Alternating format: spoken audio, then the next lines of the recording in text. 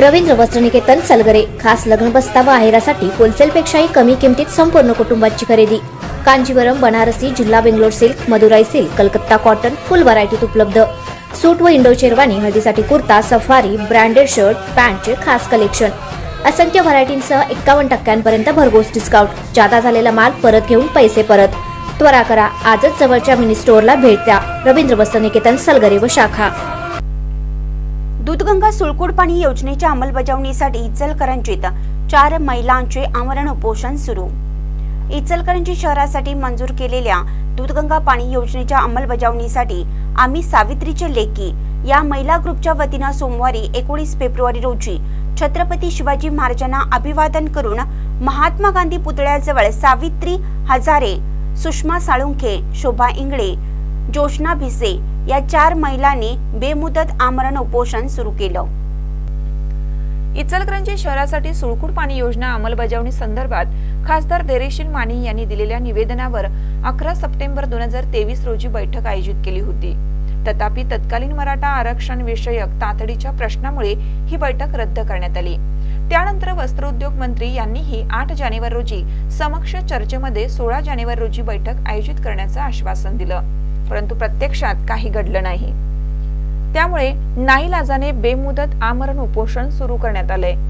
इचलकरंजी हे सुमारे 4 लाख लोकवस्तीचे शहर असून शहरात सध्या पंचगंगा व कृष्णा नदीवरून नळ पाणी पुरवठा केला जातो। पंचगंगा नदीचे प्रदूषण प्रचंड वाढलेले असून ही नदी देशातील प्रमुख 10 प्रदूषित नद्यांमध्ये गणली जाते। त्यामुळे हे पाणी अत्यल्प प्रमाणात व नाईलाजाने वापरावं लागतं। पंचगंगा प्रदूषणामुळे इसवी सन 2012 मध्ये शहरातील 42हून अधिक नागरिकांचा कावीळमुळे मृत्यू झाला होता।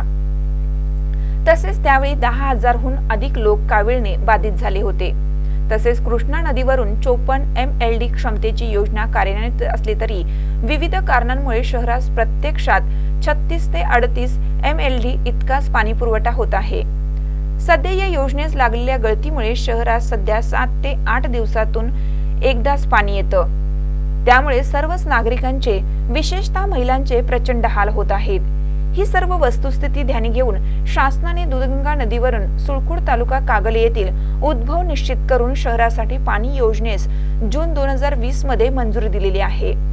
अमृत 2 योजनेअंतर्गत 160.84 कोटी रुपये खर्चाच्या योजनेस नोव्हेंबर 2022 मध्ये मंजुरी दिलेली आहे। तथापि केवळ काही संभ्रम आणि गैरसमज यामुळे कागल तालुक्यातील काही गावांमधून या योजनेला विरोध दर्शवला जातोय। त्यामुळे पुन्हा हा विषय राज्य सरकार समोर चर्चेसाठी आणलेला आहे। उपोषणाला शहर व परिसरातील अनेकांनी भेटी देऊन पाठिंबा व्यक्त केला। नमस्कार। छत्रपतींच्या आशीर्वादाने आज आम्ही सावित्रीच्या लेकी या माध्यमातून सुळकूट पाणी योजनेसाठी आज आम्ही इथं आमरण उपोषणासाठी बसलेलो आहे। 161 कोटीची सुळकूट योजना जी आज तागायत सर्वांच्या प्रयत्नातून अजूनही साकार झालेली नाही, तर आम्ही कुठेतरी सर्व महिलांनी एकत्रित येऊन या योजनेसाठी काहीतरी या योजनेवरती अंमलबजावणी व्हावी यासाठी आज या मंचावरती आम्ही बसलेलो आहे। तरी मी सर्व इचलकरंजीच्या तमाम माता बहिणींना विनंती करते की तुम्ही सर्वांनी आम्हाला इथं येऊन पाठिंबा द्यावा, जेणेकरून आमच्यामध्ये ती एनर्जी येईल आणि आपल्याला लवकरात लवकर पाणी मिळेल। जय महाराष्ट्र। महानकर न्यूजसाठी सुभाष भस्मे, इचलकरंजी।